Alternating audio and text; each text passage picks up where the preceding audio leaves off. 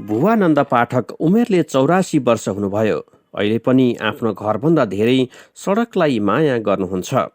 छोराछोरीभन्दा धेरै सडकलाई माया गरेकै कारण सिद्धार्थ राजमार्गमा डुल्दा उहाँलाई आफ्नोपन महसुस हुन्छ। यसलाई धेरै माया के घर जेठा परिवार भन्न यसलाई बेसी माया लाग्यो।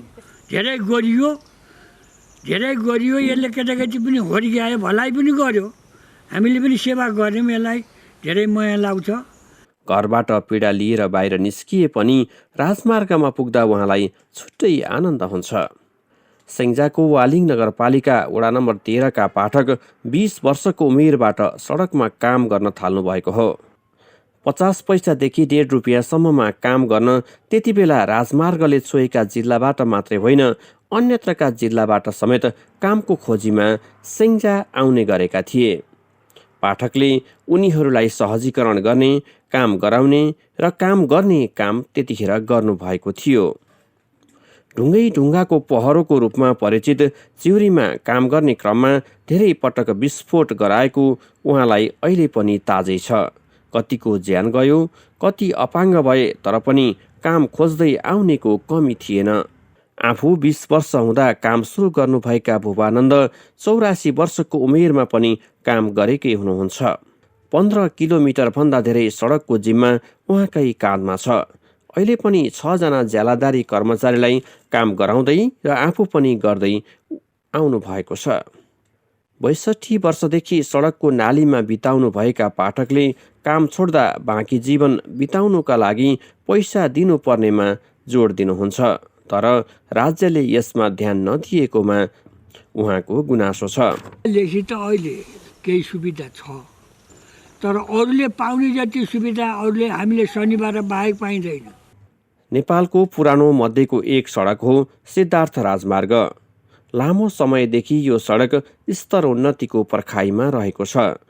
विक्रम सम्मत 2028 सालमा निर्माण सम्पन्न भए यता पूर्ण स्तरको मर्मत यो सडकमा भएकै छैन।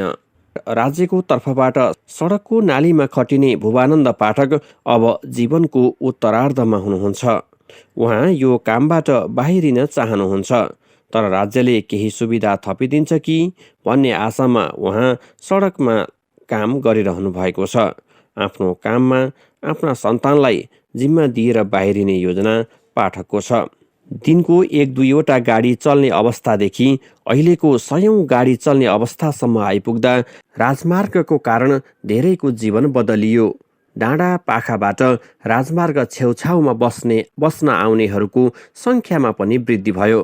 तर पाठकको अवस्था भने जहाँको तहीँ छ।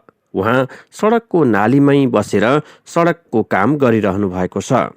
सडकको नालीमा 6 दशक बिताएर पनि होला उहाँमा सडकप्रतिको माया अगाध छ। गर्दै सडकको नालीमा डुल्दै मेरो जिन्दगी बित्यो। अब केही उपकार केही पाउने भए पाम भन्ने चाहिँ हाम्रो आशा त्यही छ। अब के भनौँ। बेला बेलामा सम्मान र पुरस्कार पाएको भए पनि राज्यले आफ्नो बाँकी जीवन हेरिदिनुपर्ने उहाँको भनाइ छ। 182 किलोमिटर लामो सुनौली पोखरा सडक खण्डको सबै भाग पहाडी जिल्लामा पर्दछ।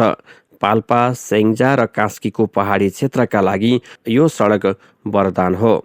पूर्व पश्चिम राजमार्ग र नारायणगढ मुगलिन सडक खण्डको विकल्पमा काठमाडौँ जानका लागि पश्चिमका नागरिकले यही सडक प्रयोग गर्दै आएको इतिहास छ।